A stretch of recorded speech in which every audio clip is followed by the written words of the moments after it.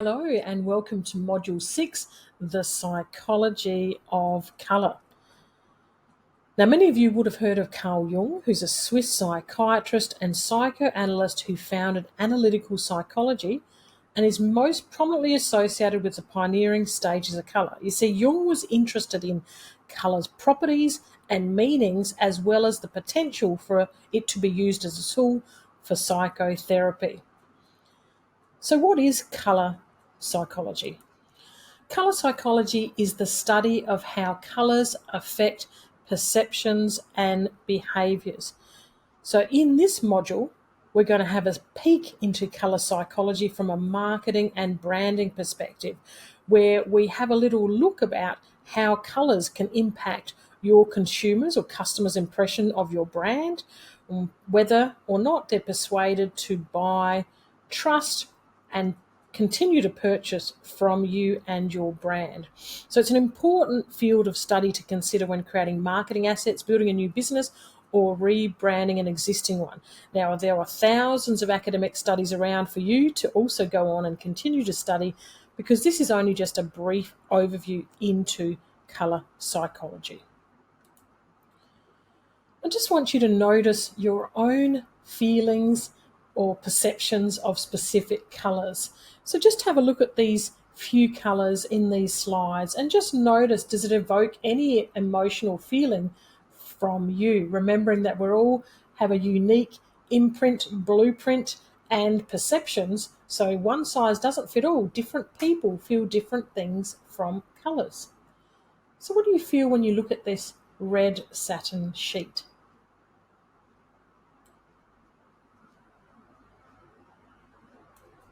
Or this bright blue ocean?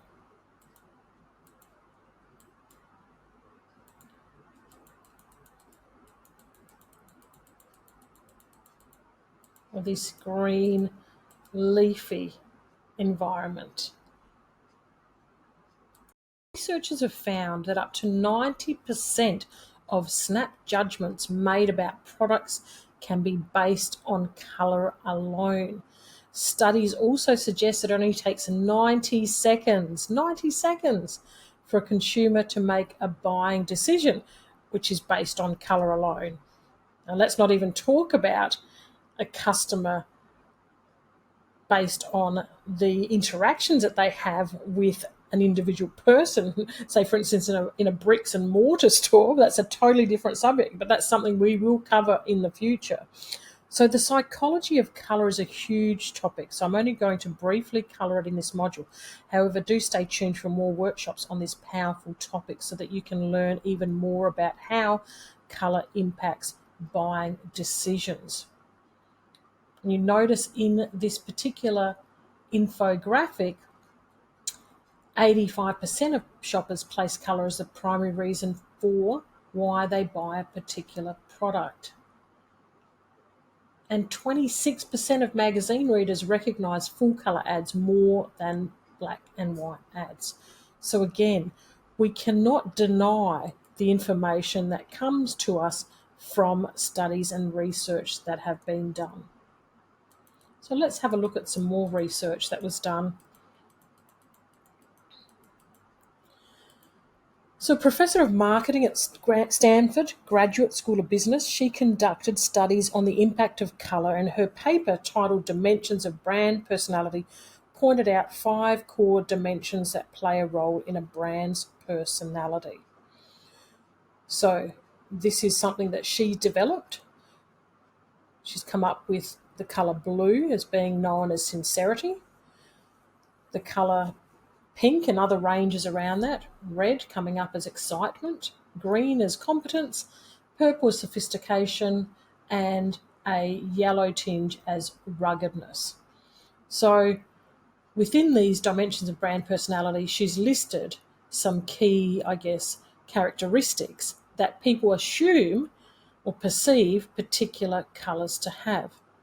So the blue, people may view it as down to earth, honest, wholesome, and cheerful. Now consider a lot of different brands that use blue in their marketing, that use blue in their logo and all their branding. Many of you would already know some social media companies that use that. So you can always ask yourself, are they down to earth? Do they seem honest and cheerful and wholesome? Or is it just the perception based on the colour that they're using? So again, with the colour in the reds and tones, we have excitement, which can also come across as daring, spirited, being cool and young, imaginative and up to date. And green, competence, comes across as reliable, intelligent, successful. A lot of people that have wealth companies use green. And then we've got purple, which looks to be classed as upper class, glamorous, charming, feminine or smooth. And then the yellow tinges, which may come across as being outdoorsy, masculine, tough and rugged. So again, there are many myriad of attempts to classify people and how people react to different individual colours. And that's just one study that was done by Jennifer Aker. Another study that was done by a gentleman who was studying at the University of Washington, his thesis was on this particular topic. And he had some very interesting findings. He identified an interesting result of his thesis titled Colour Assignment, and he found that there were particular colour preferences based on gender. So here are some visual representations of his findings. What are the general colours preferred by each individual gender? And then what are some favourite colours for females and favourite colour for males? And notice the blue dominance in both diagrams there. And also least favourite colours for females and least favourite colour for males.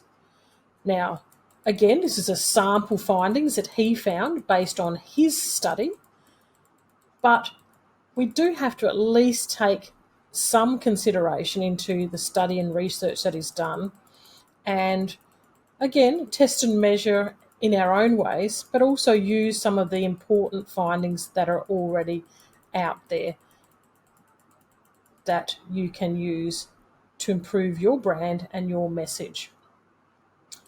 So when it came to additional research, Joe Halleck also found that men preferred brighter colours and women preferred softer colours. So when it comes to shades, tints and hues, men generally prefer bold colours while women prefer the softer colours. And also men were more likely to select shades of colours as their favourites and colours with black added. So let's have a look at two brands here, Harley Davidson and Estee Lauder. They have a particular colour scheme. So Harley Davidson has a black colour scheme as their core customers are men. And so obviously if they were to have their brand colours in a red or pink, it may not be appropriate to their market. Now they have used different colours in their logos and branding as well. However, some companies' logos are stark but use colour in their branding message. For example, Estee Lauder has a logo which is black and white, but the colour used in their branding varies. So let's have a little look at Harley Davidson and look at how they brand their particular product. So their particular product is obviously enticing by visual images of people actually being on a bike, a bit sort of almost like a Fast and a Furious sort of scene here. But ultimately their entire background is black, and then they have a range of images of their particular products. And obviously adding some Lego into Harley Davidson, which is very interesting. It's a very sleek type of branding, and it obviously does very well for them and their company. Okay, so let's have a little look now at Estee Lauder.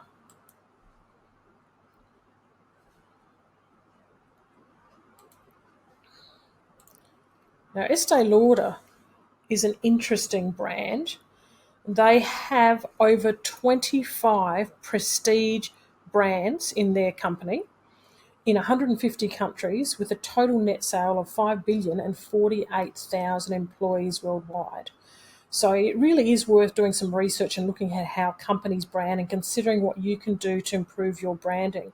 So this is Estee Lauder's website, but let's have a little look at their Instagram page where they're using a prominent colour. So this is their Instagram page, and let's have a little look. And you'll notice I've got some beautiful little images there for highlights. So something you consider doing, as we've talked about in previous modules, is using photos. But look at their colour theme of red and gold.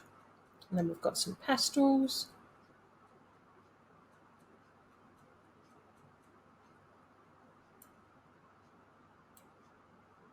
So again, some interesting branding colours, and everything does look prestigious. I would assume that you agree with me that their particular photo quality and colour quality is really quite impressive. Okay, so let's have a little discussion about colour combinations. So colour combinations are where there's an important rule of colour wheel that is a colour that's opposite to each other on a colour wheel, which usually work together well in a colour scheme. So obviously you would have done art and would have noticed that you blend different primary colours and you will end up with a different colour. I used to love doing that in art, so that's why I love this particular little visual image that shows that. But this is a wheel that is showing different ways that colours complement each other. So these are known as complementary colours.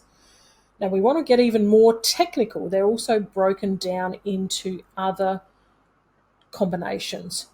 So they're known as monochromatic, analogous, split complementary, triadic, and tetradic. Now, we are only doing a basic colour psychology here today, so we're not going to go into colour coordination, colour harmony in this module. However, creating a pleasing visual structure consists of base colours and contrasting them with complementary colours. So here's a sneak of what we do in more advanced courses. Something that we're going to cover in future and more advanced colour psychology colours is using colour calculators. Now, this is just an example of one that works quite easily and quite well. So what you do is, if you already know your existing colour of your brand, you'd go and put that in.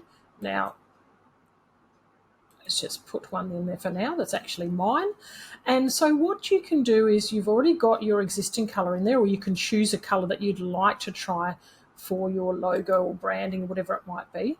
And then you can choose either to complement it with another colour. So therefore these are opposite, on the opposite scale of each other, and they're known to the human eye to actually complement each other well.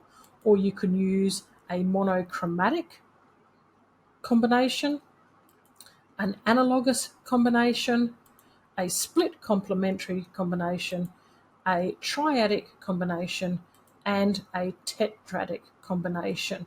So what this does is it actually gives a specific scientific way of using and complementing colours with your either one existing brand that you already have, or a brand that you want to rebrand or redesign.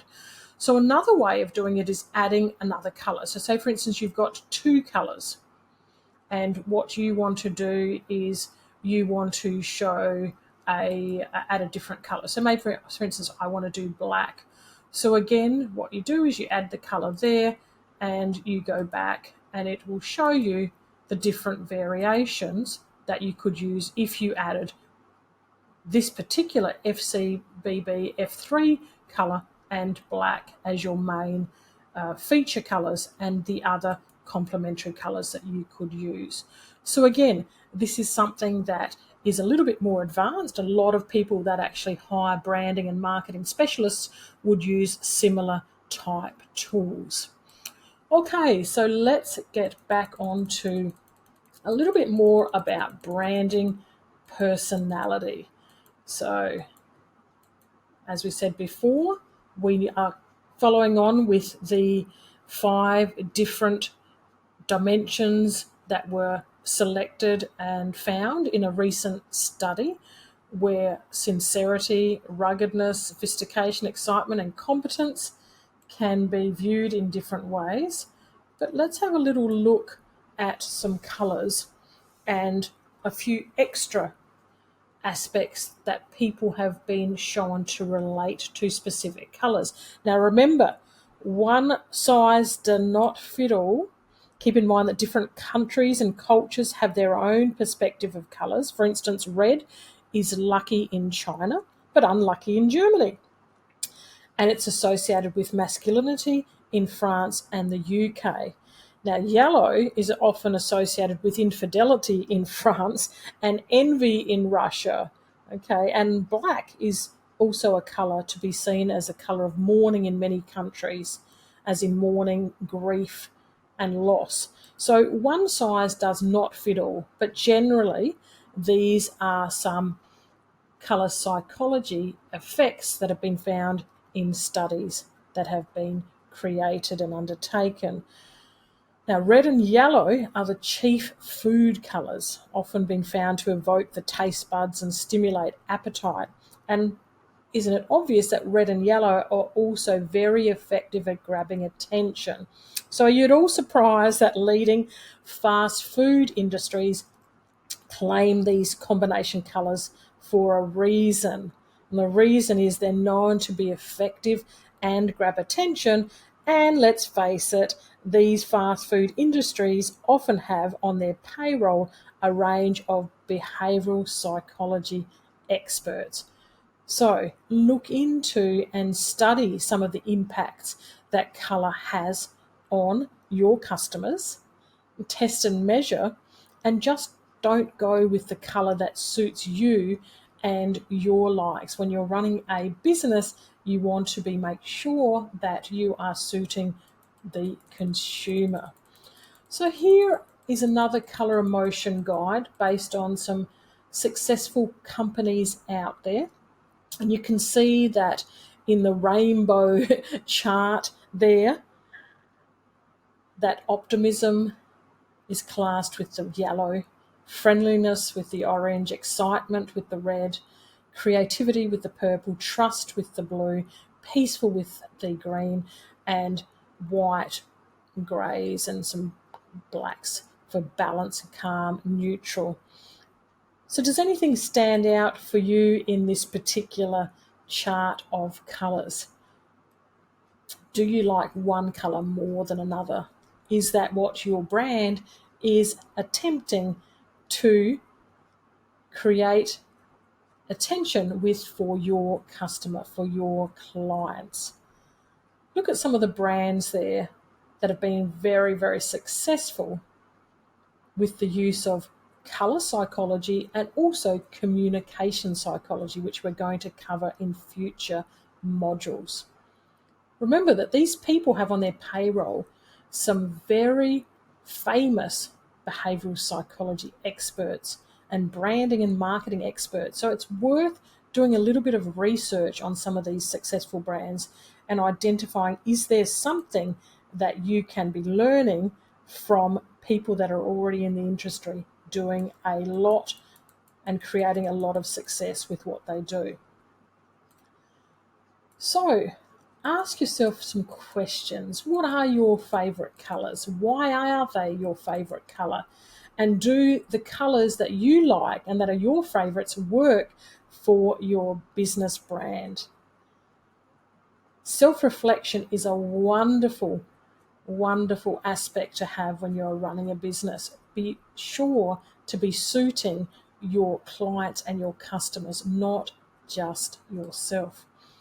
So thank you for joining me, And I hope that you've enjoyed this module on the psychology of colour, and I look forward to seeing you again in future modules. Bye for now.